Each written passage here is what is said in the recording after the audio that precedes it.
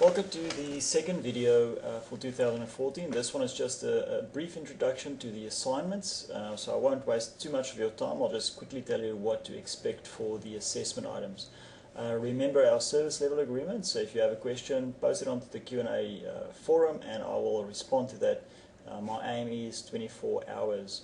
And obviously if you need some help over a weekend, just send me a text and I'll see if I can get some help out to you. Alright, so let's look at the assessment items. This year we only have 6 of these assessment items. So briefly, there's going to be 3 of them that's really easy, 1 that's a little bit more difficult, then there's an online quiz, and then there's 1 that's really difficult, and we'll talk about these briefly just now. So there's no reason for you guys to wait for the due dates for these assessment items. Assessment number 1, 3 and 4 you can finish in the first day of reading this. Alright, so there's no reason for you to wait. You might want to take a little bit longer with them, read the question, think about it, come up with a good answer and then post it. But let's have a quick look at them. So as I said, A1, 3 and 4, those are short forum related type questions. Each of them count about 5%. So it's really short and punchy. 400 words to the max. Don't exceed that because I actually have to read it, and I read very slowly, so sometimes it's a little bit of a problem. But try and get that within that limit. All right. So keeping it in the limit also shows that you've got clear ideas of what you're going to articulate. So very, very important. No attachments to these, and you only have to reference when it's absolutely necessary. I'm not going to mark you down for referencing on this one at all, so try and get your personal opinion out there. That's very important. Now for these, I will only give limited feedback, so not a lot of stuff will be fed back to you. I'll say a few words, maybe this is good, this is bad, this is what I expected, you completely missed the point, or gee, I didn't think of this, this is actually really nice. So for these, the feedback will be online and it will be on the forum as well. So you won't receive a separate feedback sheet like with the other assessments that I do with you guys. Assessment number 2, this is a much shorter version of the assessments that I used to run for this course. We used to run about 5 or 6 different questions. I've decided this year that I'm going to trim them down only to 2. The first question looks at the industry, so the different types of construction companies, the management structures that they have, and the second part of the question is to basically go out, do a little bit of research into the industry and see what kind of positions are available that you can apply for, and then do a short report on that. So the reason we're doing this is so that while you are doing something at university, you also test the market. You're going to see what's available there. You're going to be able to pitch yourself for your next position. Alright, so it gives you an idea of, yeah, this is a good position that I'm currently in, or no, there's a lot of other positions that I can apply for that I think I should apply for. So this one, make sure that you do that report really well. I will evaluate it quite strictly, so make sure that you've got everything in there. Question number 2 deals with the procurement strategies, different types of contracts for different types of scenarios. So there's 4 of those scenarios that I've given you, and for each of those scenarios you have to answer 2 questions. So why are you choosing that scenario, or why are you choosing that strategy for this scenario, and what happens in case of a force majeure or some kind of other claim. Right, so look at those. It's a little bit more intricate.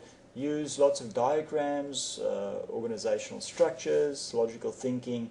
Do a little bit of research. Maybe think about outside of the box. Don't just give the standard building law and regulations type answer for this one. All right. So make sure that you've incorporated some thinking. This is the big one, A5. This is a team presentation. This counts for 40% of your annual mark, and it is going to be a business plan presentation and submission. Right, so you can either choose to create your own new business, or you can buy a second-hand business and fix it up. Choice is yours, and you are going to present your business plan to a panel of external experts. Now these guys are from industry. We used them last year as well. We had quite a lot of fun, and they really pulled the teams apart, all right, more so than I expected initially, but they really did go out all out on the teams that did not prepare well. So make sure that you've got your financials right, you've got your execution strategy in line. Make sure that you've got every box ticked before you go for the presentation. So this one is compulsory to attend on the 3rd of Feb 2015. So you have to be there for all of the presentations because we need the peer review cycle to be complete. So make sure that you've got that evening open in your diary. It's about 4 months away, so make sure that you schedule around that date to make sure that you can attend. Question or assessment number 6 is an online quiz. All right, so open book. It runs for about 3 hours, and there's 150 questions, and each of the questions come out of the textbook. Right, so you can, this online quiz is available from day one, and it stops on the 6th of Feb, so make sure that you complete it before the 6th of Feb, but nothing stops you from starting this quiz or doing this quiz before, let's say, the Christmas holidays. Alright, so my advice would be to go through the study guide, and I've highlighted all of the readings for Kersner that you need for this test, so go through that, make sure that you have a good understanding of it, maybe put in a few little tags throughout your textbook. Don't attempt this quiz without the textbook, and remember it counts for 15% of your mark. To pass this course you have to submit all of the assessment items, alright, so if you miss one and you don't pass, that's why, and you also have to get at least 50% as a cumulative result overall. Right, the only other compulsory item is, of course, the attendance on the 3rd of Feb 2015. So other things that might help you get along this course very easily is regularly asking questions in the Q&A forum. So if you get stuck, just put them up there. I'll try and respond to that as soon as I can. And then, of course, regularly attend those online sessions that we have every Monday night. Alright, so it gets very monotonous if you only have to listen, or if I only have to listen to myself, but if you guys ask questions, it's a lot more interesting in terms of course development and retaining information.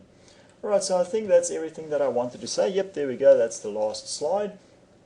So if you guys do have any questions, please do post them to the Q&A forum, and I'll attend to those as soon as I can. Good luck, and I look forward to seeing you guys in term 3 2014.